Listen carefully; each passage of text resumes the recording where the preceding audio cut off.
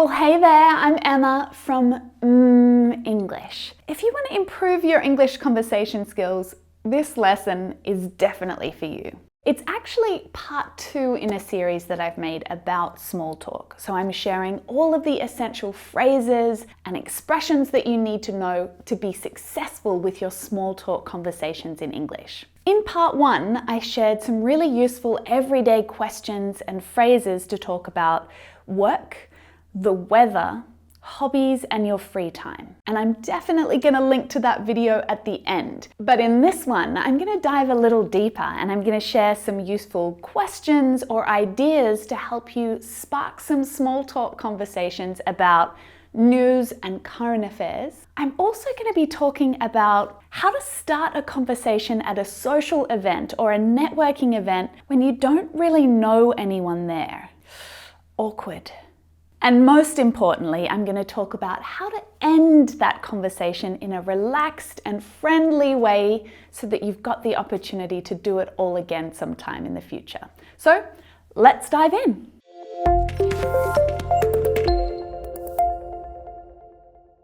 Discussing news or current affairs can be a really great icebreaker. You just need to make sure you keep it light, okay? So avoiding topics that might cause offense or prompt an argument or a disagreement of some kind.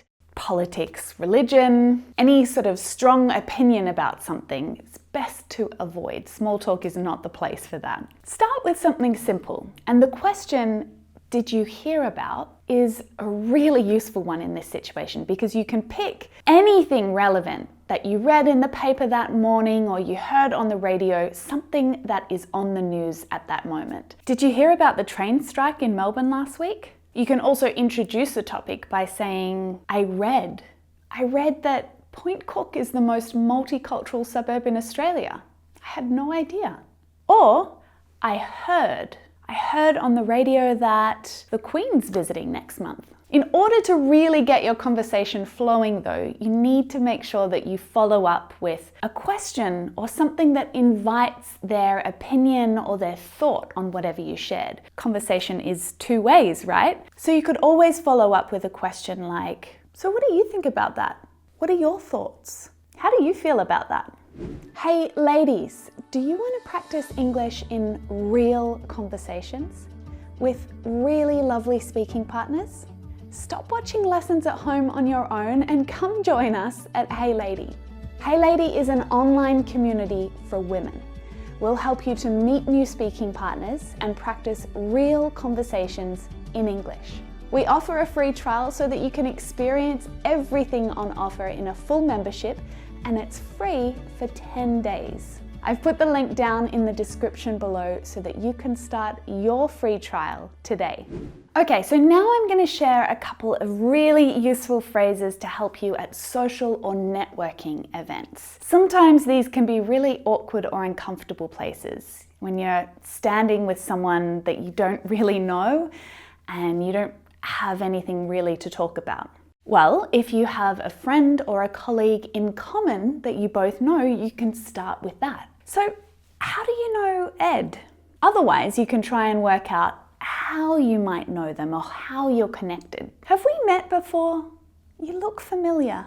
You can always try giving a compliment. That works really well. I love that dress. Can I ask where you got it from? Now, sometimes you actually meet people who you know quite well over the phone. You maybe deal with them a lot via email, but you've never actually met in person. So a good thing to say at that point is, it's great to finally put a face to the name.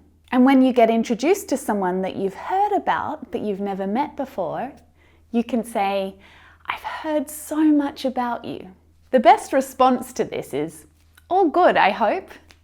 And this just means I hope that everything you've heard about me was good and not bad, which sounds a bit funny, but it's really common and it definitely helps to relax the conversation with a little bit of humor, which is always nice. I hope that everything you've heard about me is good. Now, of course, a lesson about small talk would not be complete without some phrases to help you end the conversation. This is crucial. Sometimes it can be the most difficult part. Once you've started and you're thinking, yeah, okay, this is good, I'm asking some questions, and then, okay, I'm running out of things to say now, abort, get out.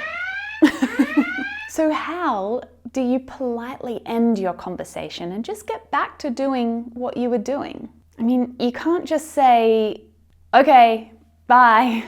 That is really awkward and uncomfortable for everyone, isn't it? Oh, okay, bye. If you're at work, you can say something like, well, I'd better get back to work. Or, I'd better get back to it. I'll see you around. At a social event, you could say, I'd better keep moving. It was nice chatting. Or you can kind of make up an excuse that you need to leave and say something like, I'm looking for Jennifer. You haven't seen her around anywhere, have you? I was just looking for the bathroom. Do you know where it is? Well, I'm going to go grab a drink. I'll see you in a bit.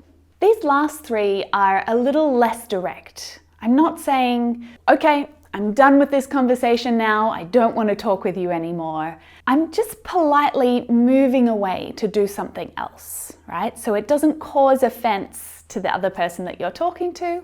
You're just moving along. And then you end the conversation comfortably, and it makes it easy to come back and start a new conversation with that person at some other time. Well done! A huge high five to you if you got all the way through part 1 and part 2 of this series about small talk. If you did, you've learned over 50 phrases and questions and potential answers that will help you to make small talk in English. So all you need to do now is to make sure that you put it into practice. Make sure you do that. Just studying them and learning them and trying to remember them is not going to help. You need to try this out. Do that wherever you speak English. All right? Thank you for watching, and I appreciate you being here with me today. If you did enjoy the lesson, make sure you like it, you subscribe to the channel. As you know, at mmmEnglish, I've got new lessons coming out for you every week, so you definitely want to be here when I bring out the next one. For now, let's check out this one together.